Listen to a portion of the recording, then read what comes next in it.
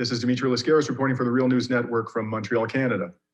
On September 12th, activists from Greenpeace USA descended on the Hartman Bridge in a highly visible protest against oil industry infrastructure and activity along the Houston Ship Channel.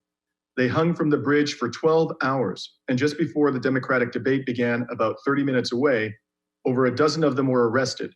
Harris County District Attorney Kim Ogg decided to press charges, and serious ones at that. Felonies, no less. The DA has brought the charges under a new Texas law making it a felony to impede fossil fuel infrastructure, dubbed critical infrastructure, under the legislation. Legislation, as reported here on the Real News previously, was proposed and passed in multiple states in 2019. And that's no coincidence. Lobbied for by Big Oil, the legislation is an outgrowth of the protests against the Dakota Access Pipeline in 2016 at the Standing Rock Native American Reservation in North Dakota.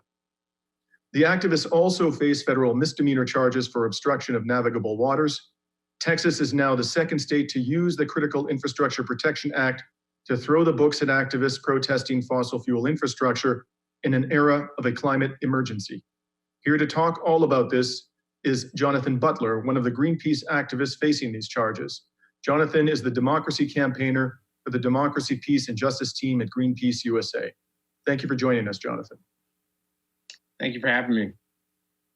Jonathan, let's start with the personal aspect of this and the experience that you personally had in participating in this action. What was it like to hang from the bridge, and what compelled you to take such a visible and apparently somewhat dangerous act? And why was this location in the Houston Ship Channel chosen?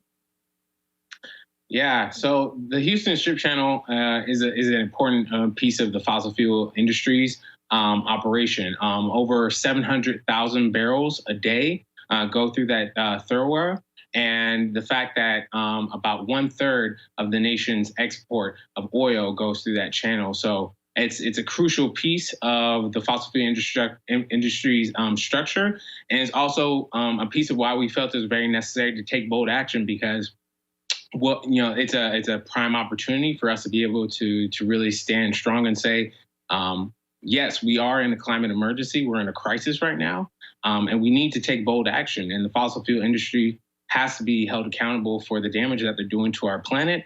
And from what you can see from the Fred Hartman Bridge, the methane being burned off and floating into the communities across the channel, that the impact the fossil fuel industry is having to people's lives every single day.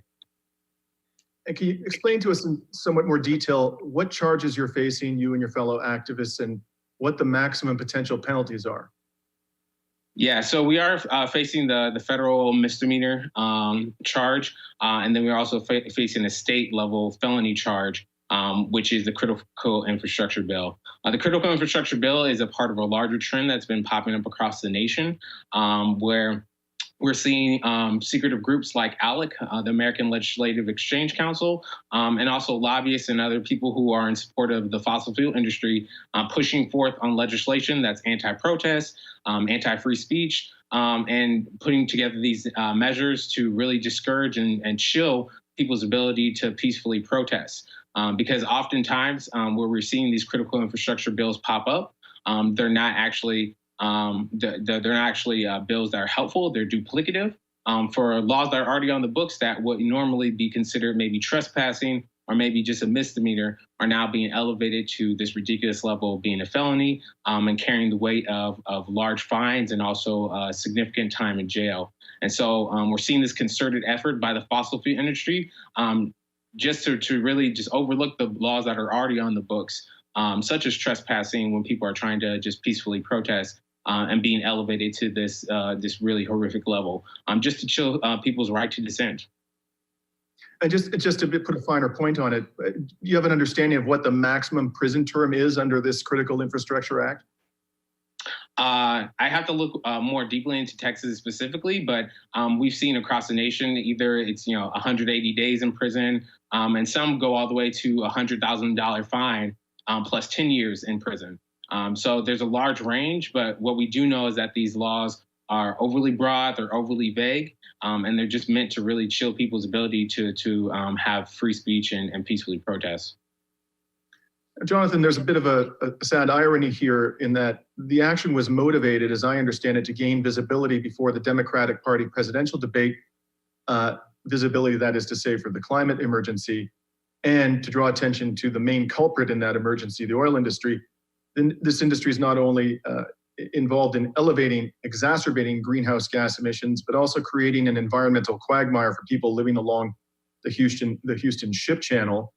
The debate, however, featured, as I understand it, almost no time out of its 3 hours discussing climate change and what the candidates might do to deal with the climate emergency if elected. Were you hoping for more out of the debate? And why do you think we didn't get more out of the debate?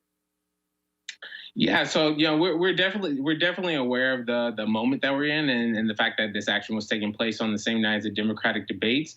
And I think what it really speaks to, that the fact that candidates did not mention it, did not even really give climate change the time that it needs to actually talk about and talk about plans.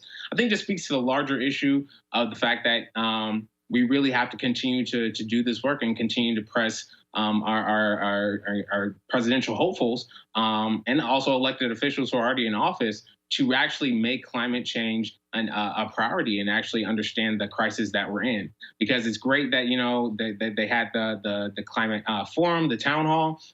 It's great that a lot of the candidates have come out with climate plans and strategies, but we're really not looking for just talk. We're actually looking for leaders who are going to stand up and do something and actually take the bold action necessary. And to say that, to see that folks didn't actually take the time and take the care to actually speak on climate change and the issue, that the impact that it's having on our communities is quite disappointing.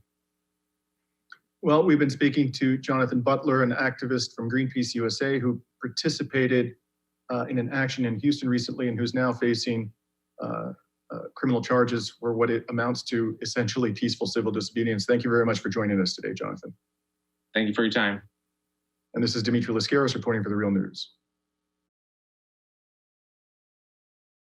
Hey y'all, my name is Tharna Noor and I'm a climate crisis reporter here at The Real News Network. This is a crucial moment for humanity and for the planet. So if you like what we do, please support us by subscribing at the link below. Thank you.